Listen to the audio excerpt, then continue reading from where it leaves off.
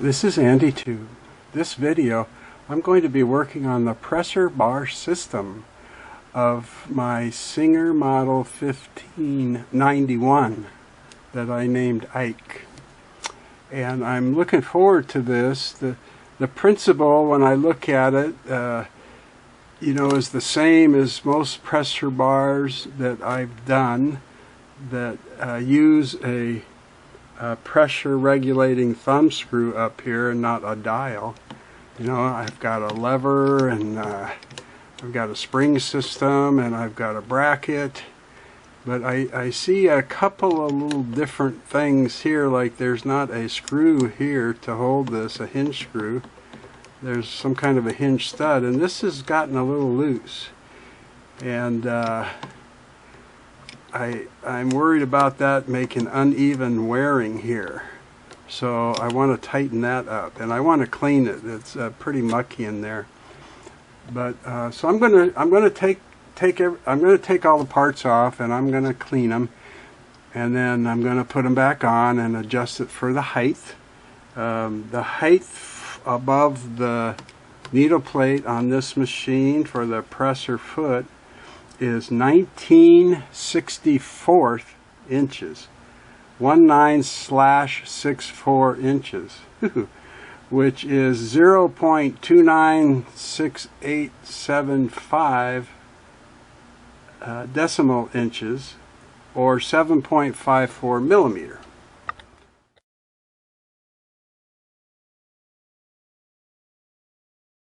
So it's a little bit different than some of the later models that I've worked on. But before and I've never discussed this before, but when I go to rehab a machine, one of the things I do before I start taking the pressure bar apart is kind of test the spring.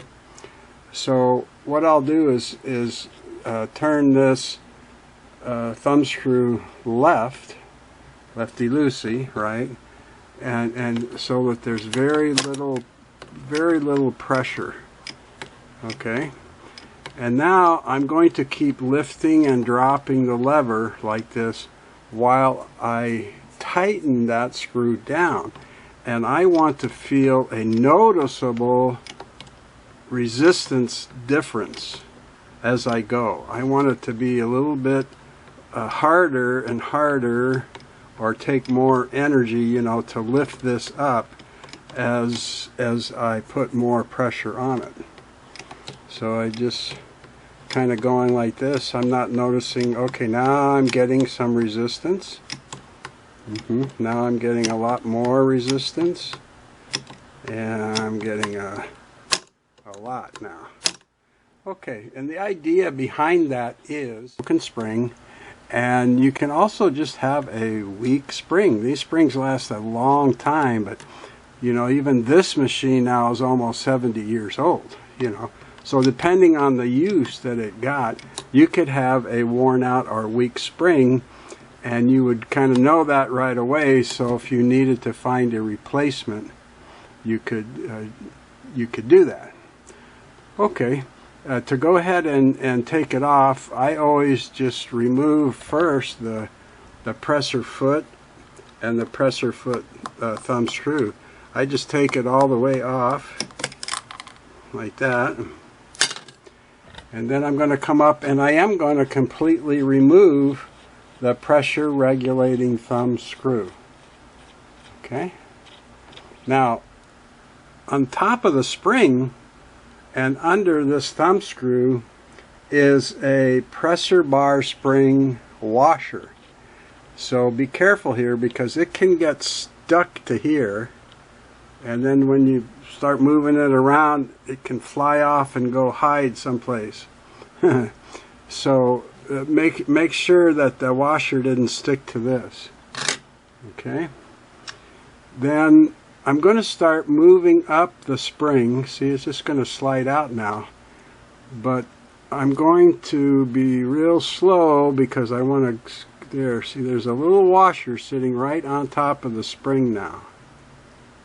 And that's what I want to get. See that?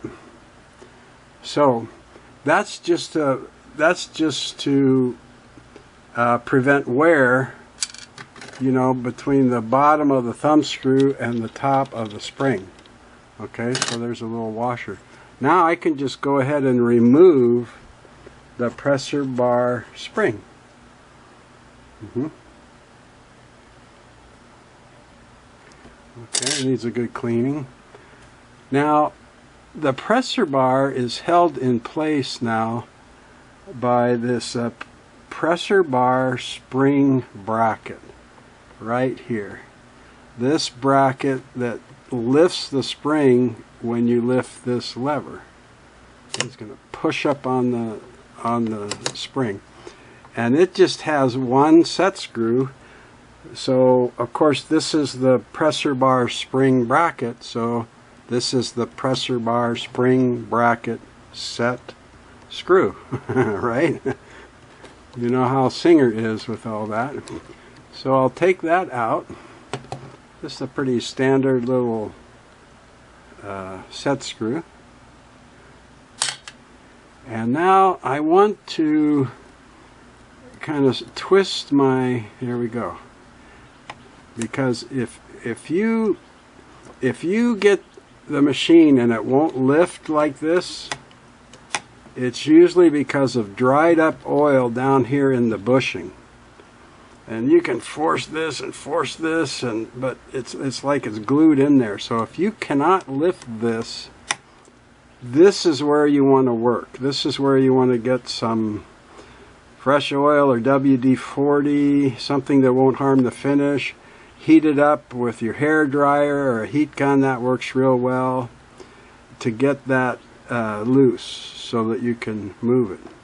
Once it's moving with this bracket, if it won't twist, let me go down here a little bit. See how I can twist this all around? If it won't twist and the bracket won't slide, then the same thing is here. Oil has gotten on here, and you can see it's brownish and discolored. And it settles in here in the cavity inside this. And then it gets layer after layer and hard and another layer and hard. And it can be the same thing.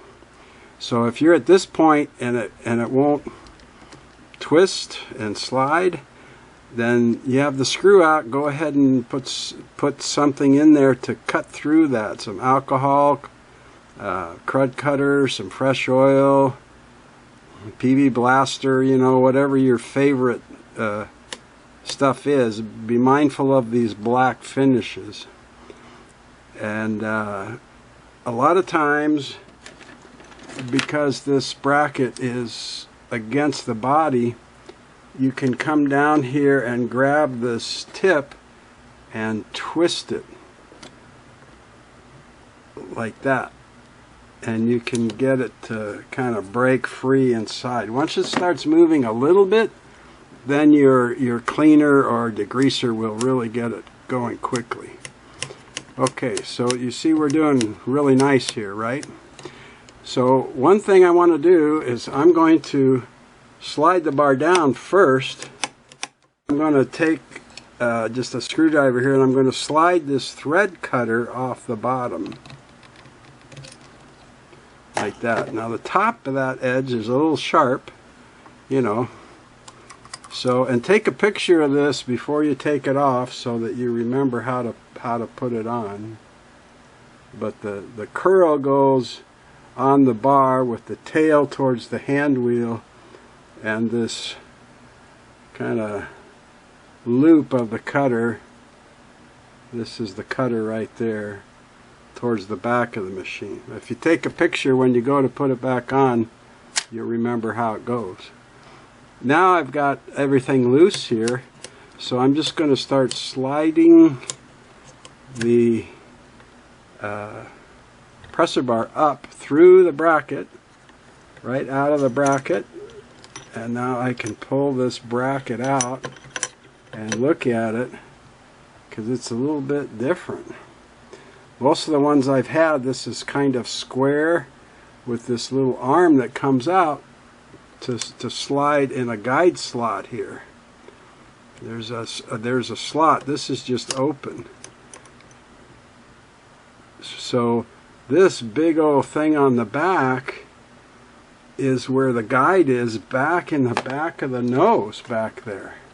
And that's when I saw that, I said, wow, that's very different from the machines I had seen before. So right here, and you can see that the silver, it's all smooth, and that's what guides. It fits back in there into that slot they made for it, and that's what guides it up and down without twisting.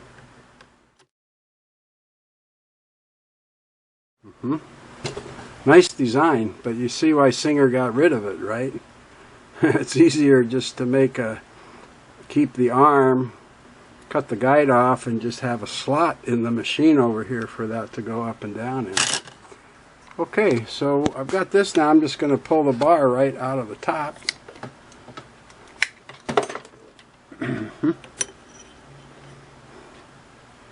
And here is a dirty old bar. It's not too bad, you know, when you think of the age of the machine.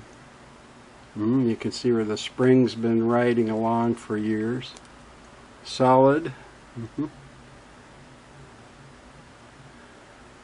Probably a part number on here someplace. Yeah. Okay. So now I'm down to the pressure bar lifter, and that's the looseness of that bothers me. So I've been looking at this, and I looked at the excuse me.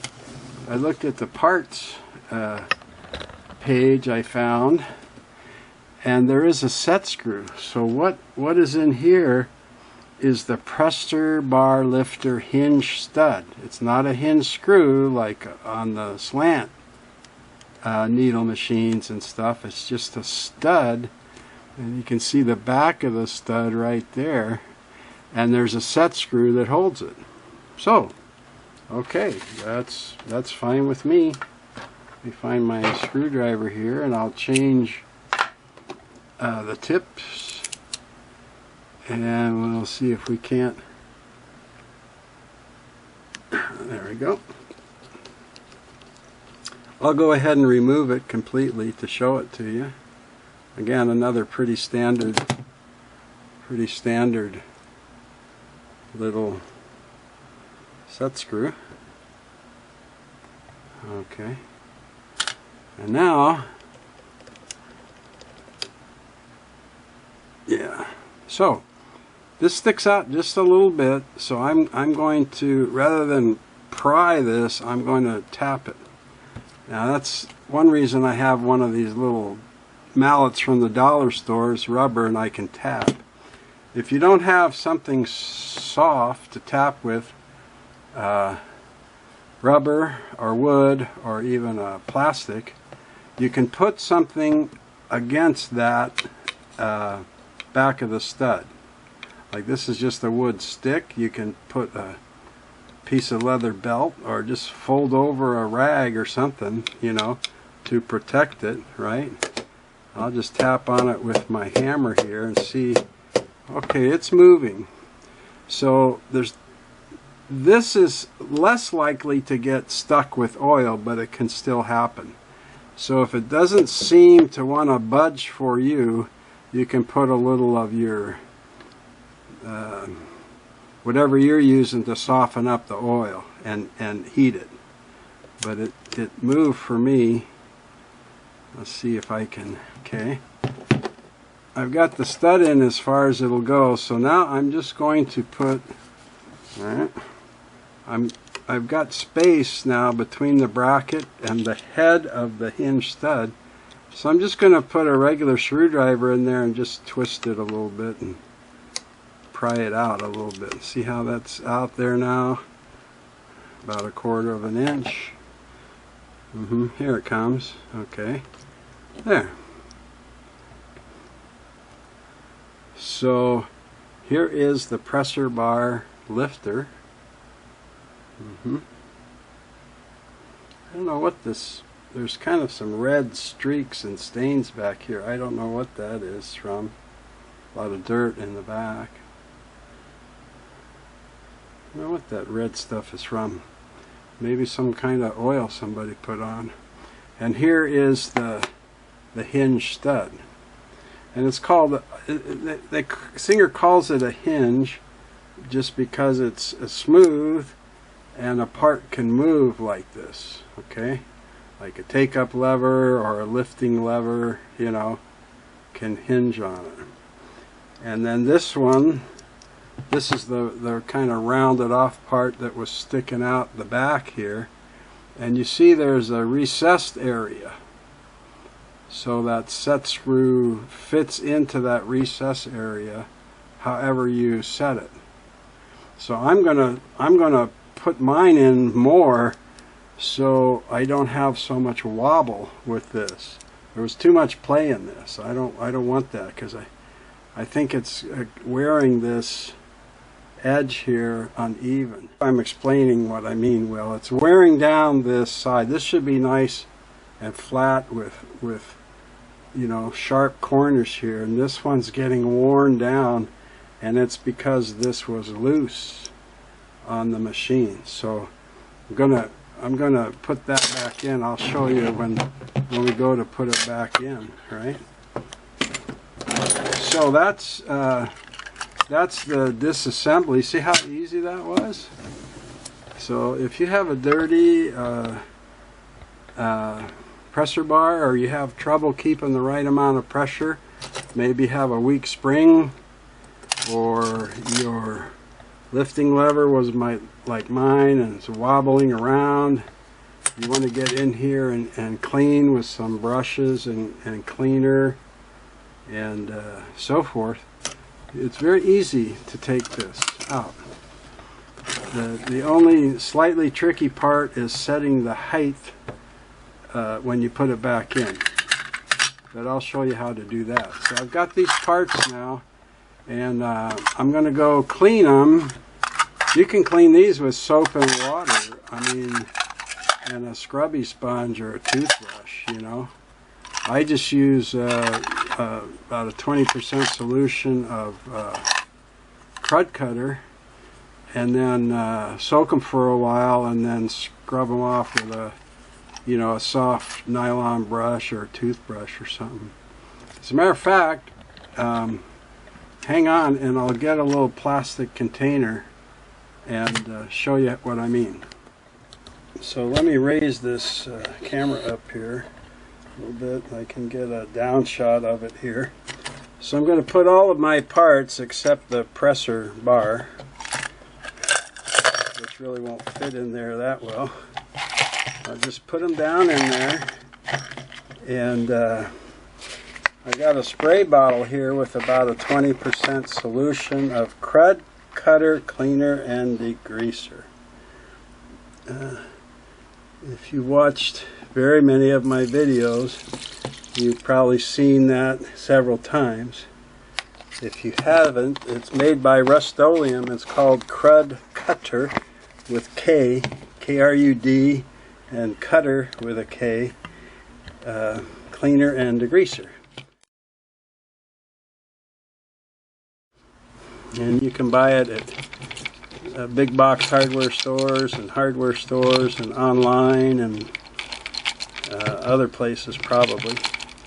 So I can see this water's already getting cloudy as it's starting to clean that.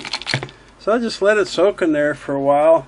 Maybe while I work on cleaning the nose, if I needed to do that. I'll show you on this pressure bar what I was talking about. Just a little kitchen nylon scrubby, right? And let me just get it on here, and we'll just scrub this a little bit without soaking it or anything. Just see what we can do. And I like using chemicals on this. So don't use something like a barkeeper's friend or a cleanser, believe it or not, you will scratch this and you won't get as good as a smooth a movement through the bushings. I found that out years ago. So you're better off to keep using chemicals to get it clean. Kind of making a mess of my workbench here. Now I've used a Dremel with a steel wire polishing brush before when I was having problems with it, and that worked pretty good without doing much damage. So there, just without soaking it or anything, there's the difference. Okay. Pretty clean. So now I have an ultrasonic cleaner too, and I could put all these parts in the ultrasonic cleaner too if I wanted, so, but you can even clean these just with a a scrubby and the liquid dish detergent. Most of these, see, most of the stuff will just rinse off after soaking, but if you want to get nooks and crannies and brush it, which is what I'm going to do. So when I come back, these are all going to be clean, and I will show you how to reassemble everything and set the height of that presser bar. I finished cleaning the parts up, and don't they look great? There's something really nice about clean parts on a sewing machine. I inspected all the parts too for any damage, and really the only thing that I think I mentioned this before, that there's some reddish streaks on here, and I thought that they were like some kind of a dried oil, or I didn't know what, but they are actually wear marks in the surface down through the plating, and I think it's some kind of a copper in the alloy in there, and that's that red streaking. So that's what I was trying to talk about a little bit, about how this was loose, and that the bracket here was not riding properly right on top of that it was a little bit off to the side because this was mounted loose, and this edge is a little worn down. Not too bad, but I think that's also is what's created some of the scoring here, but it's going to work fine. It's not a problem. Nothing else was broken or anything, but I was still puzzled a little bit by this hollow pressure regulating thumb screw, and I guess just because I'd never seen one like this before. So I did a little bit more investigating, and I found out that this system on my machine is missing a part. Yeah. So I procured the part, and I'm going to discuss it and install it later in this video, towards the end. But in the meantime, there's all my parts ready to go, so I can start with the reassembly process here. If I can get the machine over here in place and start working on that a little bit. Let me get up a little higher here. Now, since I have everything out, I'm going to go ahead and just brush out and clean out. This is the little bushing area, although I don't see a bushing inserted in here like the later machines I have worked on. It's just a very finely drilled hole through there, but I'll brush it out anyway, and I'll brush out the hole for the presser bar lifter hinge stud. Get that out of there, and for the set screw here on the side, just to get any other debris and dried stuff out of there. And since this can get a little bit of oil in there, it didn't look bad. I ran a Q-tip through there and it came out dry and clean for the most part. But if I can, was hoping I could push a rag through there and give it a little shoe shine. But I think my rag is just too thick. So I'll just get it in there and twist it around a little bit. Let's try this one. There we go. Yeah, they're coming out clean. I was worried there was a little built-up dried oil in there, but I don't see any. So I'm going to start with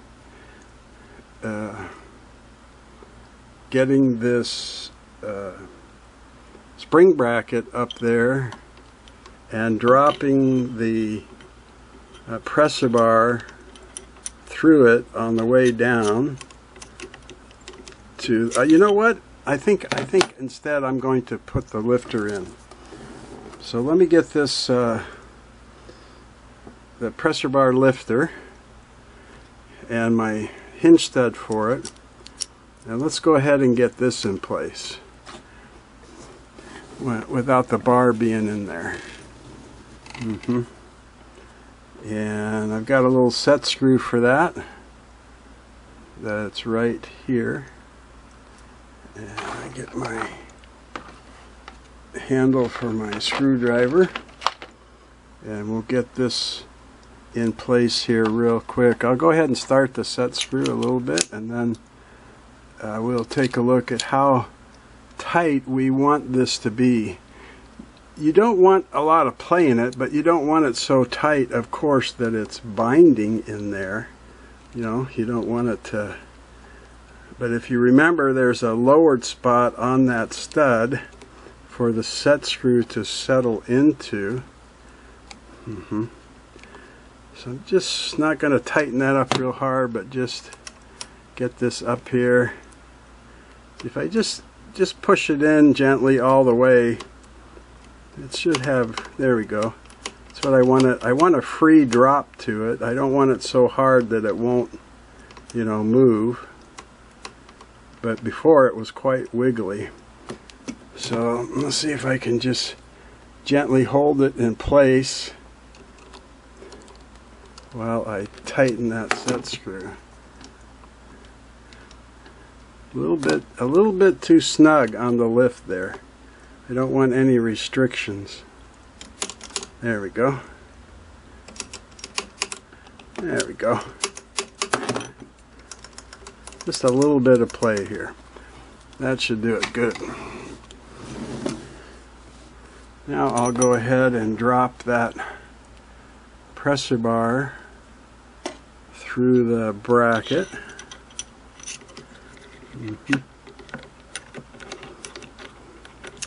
And then I'll drop the presser bar through the bottom hole here.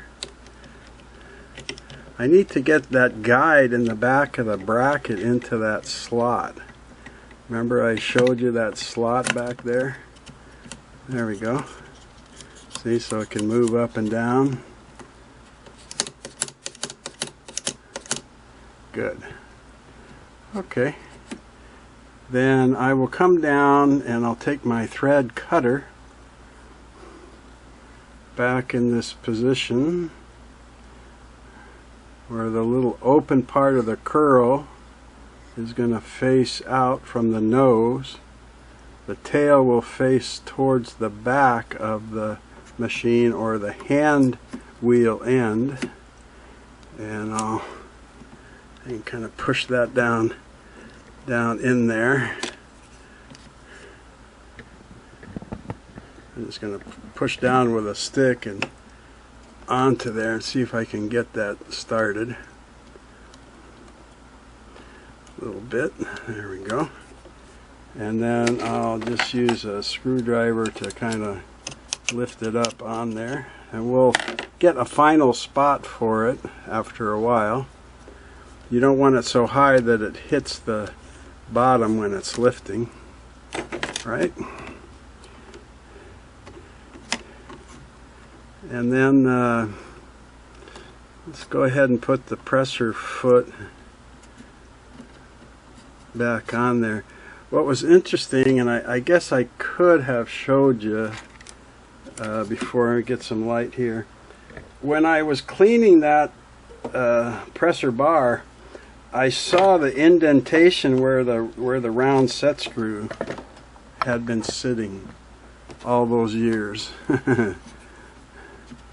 Right there, right on the, just scratched right into there. So I suppose to get your height, you could spot that through the hole and try and hook that up. But I'll show you how to set the proper height here in a moment.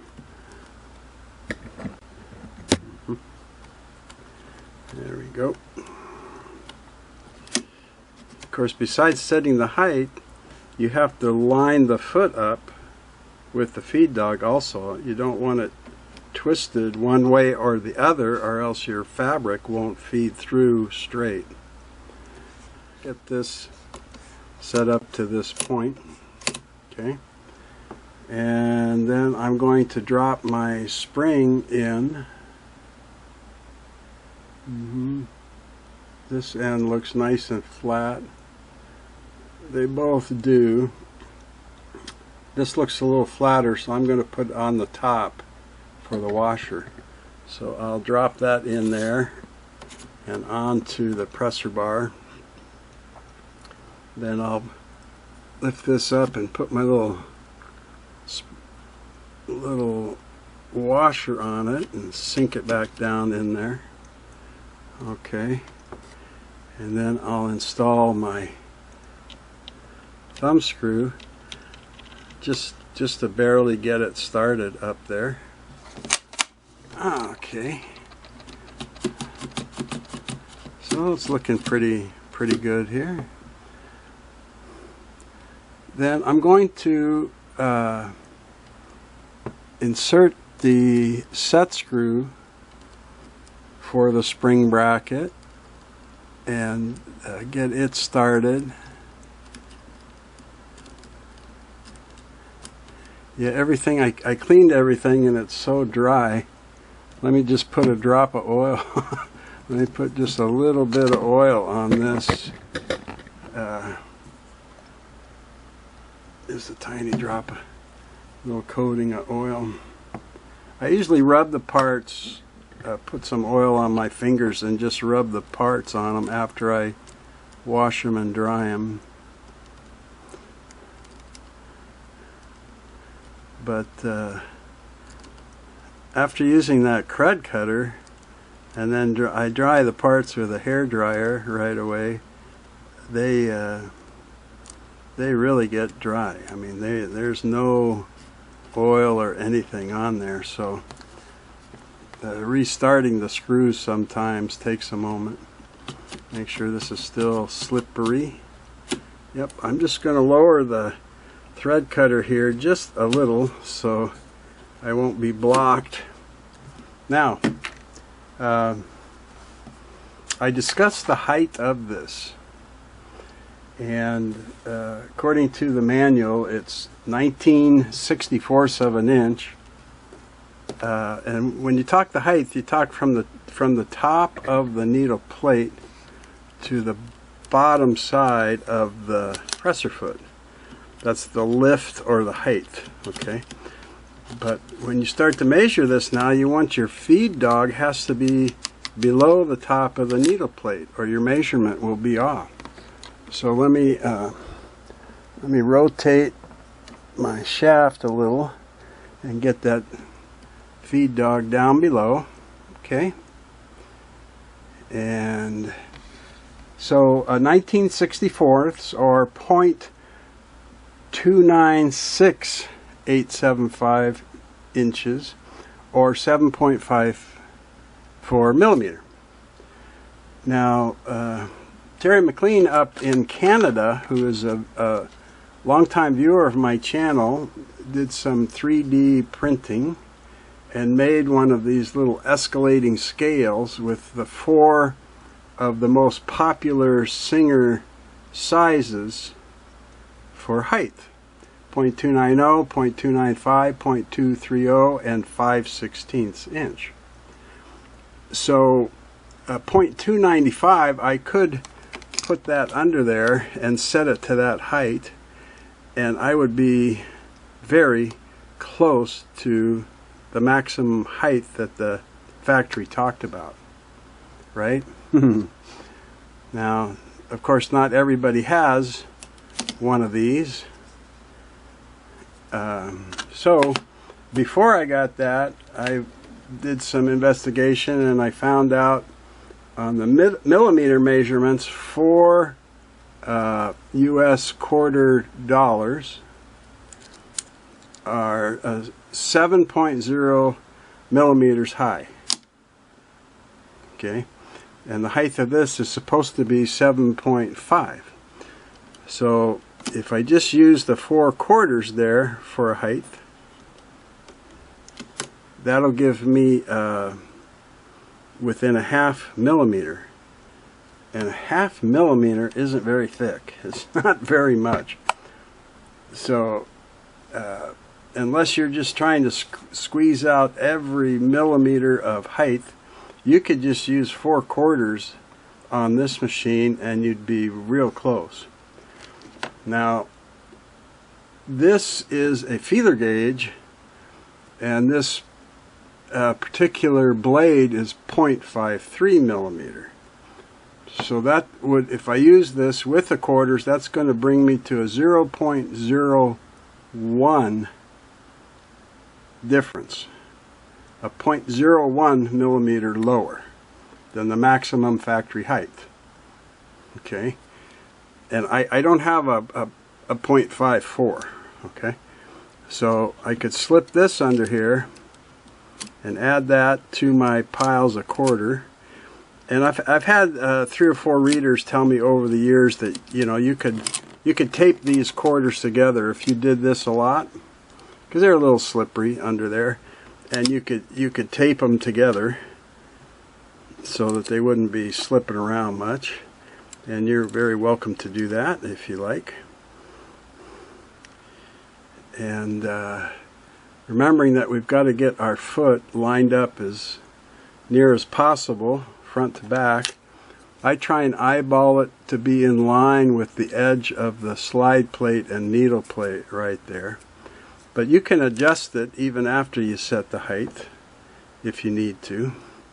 So pressing down to make sure that everything is compacted, I need to lift up my lifter, because that's what you're going to be doing, right, is setting the height.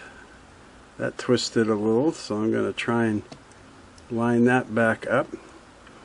And then when you have this lifted and your height stack under there, then you tighten up the set screw with the idea that you have set your height. Okay, then you can take away your stuff, and there you go. That's the idea now. Okay, and so if you lift it up, you should have, whoop, see that little yeah, I already knocked it a little loose. I think I'm going to I think I'm going to tighten that up just a little bit more. My first lift loosened it. Maybe I didn't have my set screw tight, but it's catching a little bit because of this wear. Of course, once I oil everything, it'll work smoother. But there I have my lift, okay, and my drop. And the other thing that you want to be sure is that you have a little play like this before the presser bar lifts. So if you watch the foot, or the thumb screw, or the set screw, whatever you like, this should move a little bit before the presser bar starts moving. See that movement? Now it starts lifting. Okay? So let's see how crooked my foot is now. Or how straight. Maybe I got lucky. See how it looks here.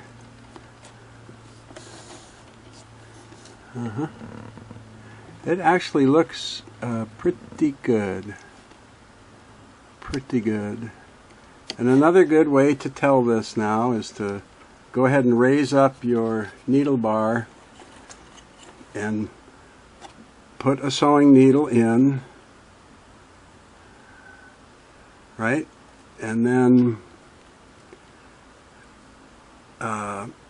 make sure that it will go down and the foot is not, the toe is not in the way. Doesn't hit. Wow, it's really close to the little toe. So this may be pointed that way a little bit. So to keep very loose, no pressure on the spring, if I come up and loosen that set screw a tiny bit, just a smidge. Oh, I had that pretty tight. Okay, just a tiny bit here, and I'm going to see if I can move my foot now. There.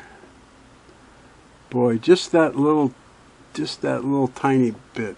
I was not touching the little toe, but I was just real close to it. So I think now that my presser foot is lined up better, and I will tighten this back up, and then I'll just use the 295 template here, which is this one, and I'll kind of check my height and make sure that I didn't screw that up. Okay. Now let's just take a look at this, because this is still catching a little bit. Right there. It just wants to, maybe if I put my thumb screw, maybe it's hitting up here. Maybe that's the spring hitting the bottom of the thumb screw, and that's what it was. Okay, so it's not my lifter at all. I did a good job there. But I didn't have the thumb screw tightened all the way, and the spring and washer were kind of hitting the bottom of that. So now I'm in good shape. I removed all the parts and cleaned them, and cleaned the bushings and everything, and put it back in with my handle better. Got my height and line up, so I'm down to the missing part I told you about. And I had never seen this before, so let me tell you about this. What I do with it here. It's part, it's part number 66752. Okay. And here it is. And in the parts manual, it's called the Pressure Regulating Thumb Screw Plug Dash Felt.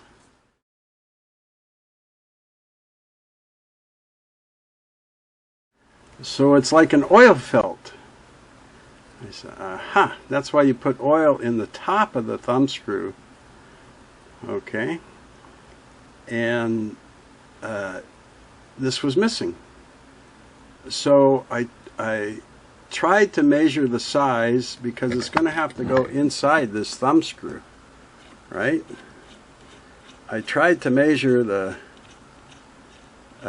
interior of this,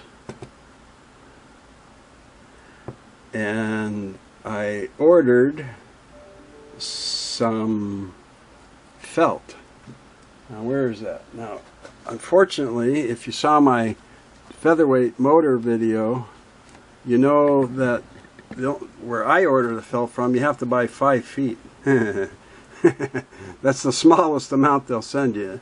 And it's only like $1.30 or something a foot, so it's not excessive. But I wasn't sure which one to order, so I ordered some 1/4 inch, and I ordered, which would be 2/8, and I ordered some 3/8, which I swear that's got to be more than 3/8. Look at that. This is 2/8. This is 3/8. But I don't know. That's what they sent me. So, and the 1/4 is a little bit too loose in here. It goes in, but it's just kind of, you know, kind of wobbly around in there. So I think I could use it, but every wick or felt I've ever seen on a machine is a real tight fit. So I instead I took a piece of this 3/8 and I saturated it in oil here in a little cup. Let me find my old oil rag, and I'm going to squeeze some of that out because you don't need all of that in there.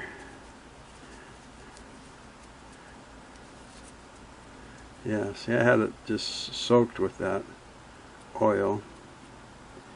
And I'm hoping that I can force this into the thumb screw here, because I'd rather have it just a little too snug than loose in there. So I'm going to try and kind of push and twist that in.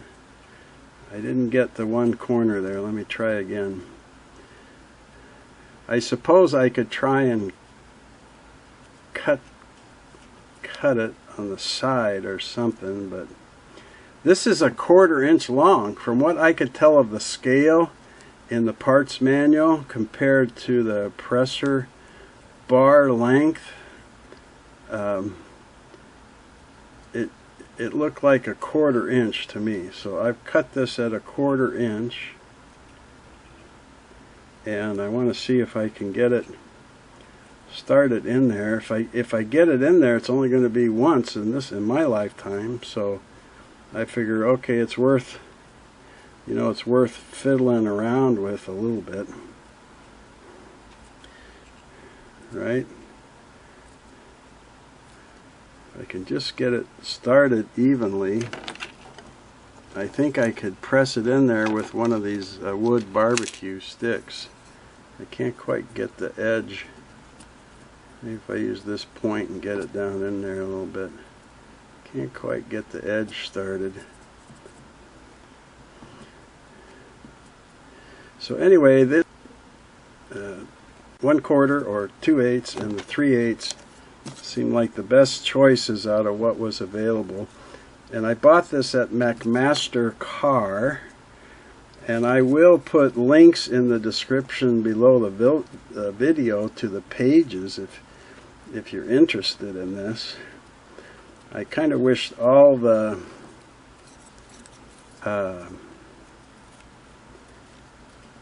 man, I was hoping this would go in here better. I really think this is bigger than 3/8, but I'm not a geometry guy. But when I compare the two side by side, it sure looks bigger than 3/8 compared to the 2/8. It's just up there. Whew. Okay. Once I got that edge in, now it's in there. Okay. So that's just what I was hoping to be able to do. Now I'm going to so you can't see through there anymore. I'm going to put it back up here and thread it on and lift the pressure bar up to its full height,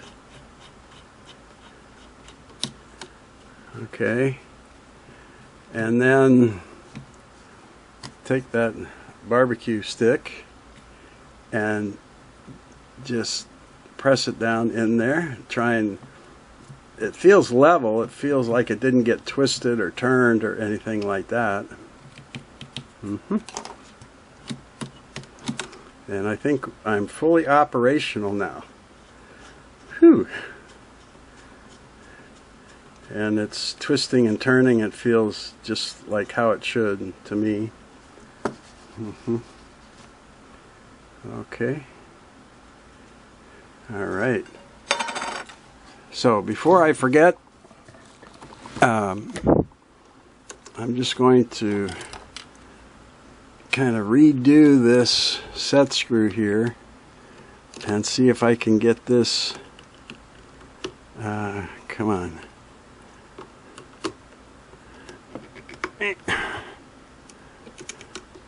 See if I can get this a little better. There we go. A little better position there without it being binding. There we go. That feels better. Just hardly any play. Just a tiny bit. But it goes up and down smoothly with no binding. Hey! And since we have the oil plug in there, I squeezed a lot of oil out, so I'm going to go ahead and show you how to oil these parts. Just put my little tube in here, and of course, you know, I use the Tri-Flow Superior lubricant with PTFE. But if you don't have access to that and you want to use just like Singer or Lily or Dritz machine oil, sewing machine oil, all-purpose machine oil, feel free to do that. It's not mandatory that you use this Tri-Flow. So normally up here now, this is going to be oiling when your machine needs it. If you use the machine a lot, of course you're going to want to oil a little more frequently. But the thing is, when you oil, except for saturating that before you put it in, when you oil, you just need a drop. Don't slather all these parts with oil. Just put on a drop, work the parts, and then wipe off the excess, and your machine will last forever. So let's see if I can get up here, and I'll put one big drop in there, and then I'm going to put one drop right on those threads at that top and screw it down, and then screw it back up and spread that oil into the threads. I'm going to put one drop right on that stud, hinge stud. Perfect.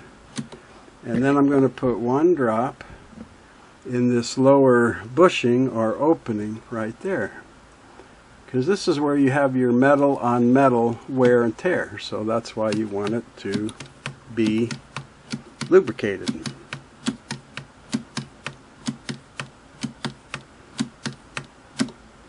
Alright, come back up here. I'll just take my oil rag and I'm just going to wipe up any extra, because anything that's not between the two pieces of metal isn't needed any good, and it's just going to collect lint and dirt, and we don't want that. So the oil now is still staying where I need it to be to lubricate, but it's not over splashed and going to create a problem in the future. So, how do you like that? The pressure bar system of Ike, my Singer model 1591.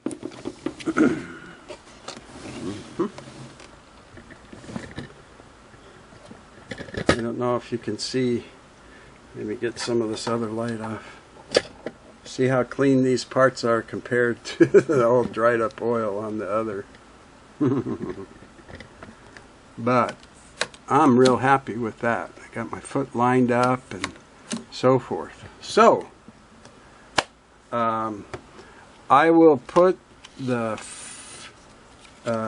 firm felt cord, is what they call this. I got the 85% wool for this. That's a little bit cheaper than the 95% wool, and it's very dense, you know, and it's wool. So that piece I just put in there will last a lifetime. And surprisingly, I found other grease wicks and oil wicks on this machine, not in the motor. So as I go through the machine, I'll be verifying that and showing you some more. But I'll put the link to McMaster-Carr firm felt cord in the description below the video. Okay? And thanks again to Mr. Terry McLean in Canada for generously sending me this. Terry's has been doing a number of machines lately. He said especially in the cold Canadian winters he wants something to work on. So he just went ahead and with his 3D printer and printed this up. And I think he's got a newer version even. I think this was one of the earlier ones. But it's very handy for me. But don't forget, you can just use 4/4 and get it 7mm, or you can add a feeler gauge. But look how thin a 1/2mm is, you know.